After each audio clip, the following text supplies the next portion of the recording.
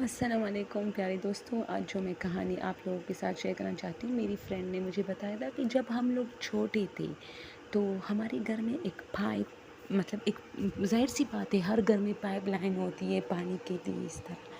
تو وہ کہتی ہے کہ ہم چھوٹے تھے تو ہم لوگ اپنے گھر میں صحن میں کھیلتے تھے بہت زیادہ. تو اچانک ہمیں ایسا لگا جیسے جو پانی کا جو پائپ ہے اس سے آوازیں آ رہی ہے.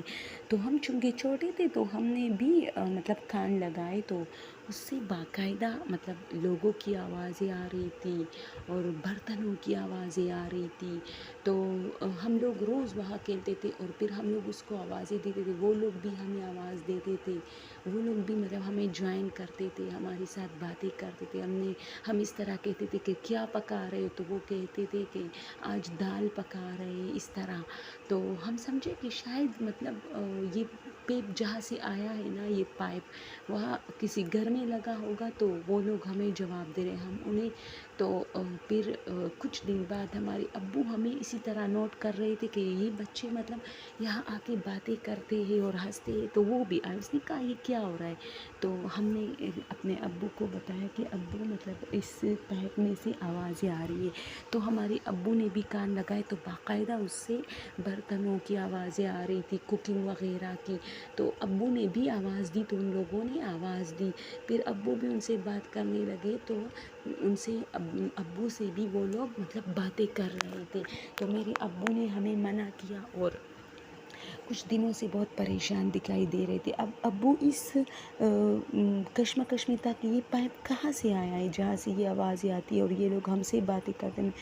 پھر ایک مہینہ اس طرح لگا کہ یہ پائپ کیونکہ زمین کے اندر سے آیا تھا نا، تو پتہ نہیں چلا تھا کہ کس گھر سے ہو کے آیا ہے. تو خیر اس طرح ابو انکوائری کر رہا تھا تو پھر پتہ چلا کہ یہ نیچے مطلب بہت گہرائی سے مطلب پانی جو ہے، ایک کنواں ہے وہاں سے پانی نکل رہا ہے. تو اس سے یہ پیپ جو ہے اس گھر میں آیا ہے.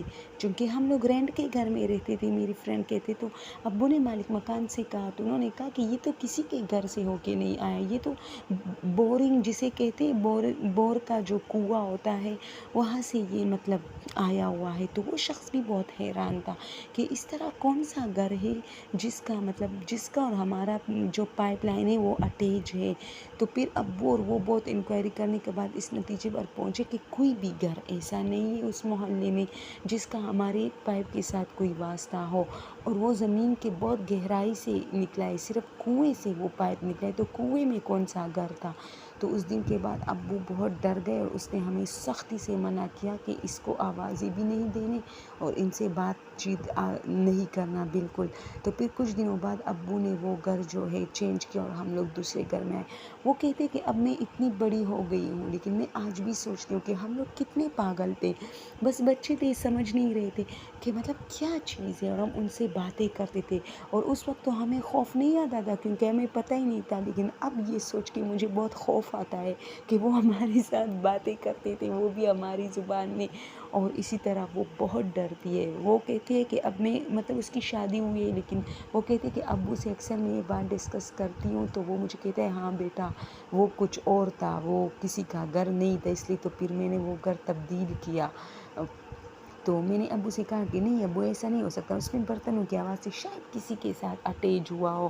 تو ابو نے کہا نہیں، میں نے 1 مہینے تک اس کی انکوائری کی تھی کہ شاید کسی گھر سے ہو کے آیا ہو یہ پائپ. لیکن اس شخص نے کہا کہ اس گھر میں جس میں آپ لوگ رہ رہے اس میں ایک بور والی جو کنواں ہوتی ہے وہ ہے اور یہ پائپ اسی سے میں نے نکالا، یہ کسی کے گھر سے ہو کے نہیں آیا. تو پھر اس نے کہا کہ وہ شخص بھی بہت ڈر گیا تھا لیکن اس نے ابو کو کہا تھا کہ آپ نے کسی کو نہیں بتانے کیونکہ اسی طرح میرے گھر میں پھر کوئی نہیں رہے گا اور اگر آپ جانا چاہتے ہو تو جا سکتے ہو.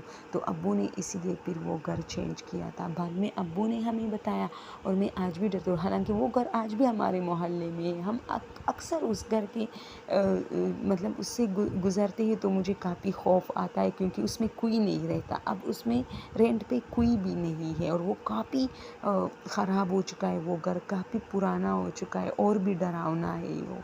اوکے دوستوں، اگر آپ لوگ کو میری سٹوریز پسند ہے، میری ویڈیوز تو آپ لوگ بہت پسند کرتے ہو، لیکن میری سٹوریز بالکل ٹچ ہی نہیں کرتے، چونکہ یہ ریئل سٹوریز ہے. اس کے لیے میں اتنی محنت کرتی ہوں، لوگوں کے پاس جاتی ہوں، ان کے ساتھ جو پیش آیا ہوتا ہے وہ سنتی ہوں، پھر آ کے آپ لوگ کے ساتھ شیئر کرتی ہوں. اس کے لیے ویڈیوز، پکچرز وغیرہ بناتی ہوں. تو پلیز پلیز پلیز مجھے بھی حوصلہ دیجیے اور میرے چینل کو سبسکرائب کیجیے اور میری سٹوریز کو سنتے رہیے. Okay, thank you so much.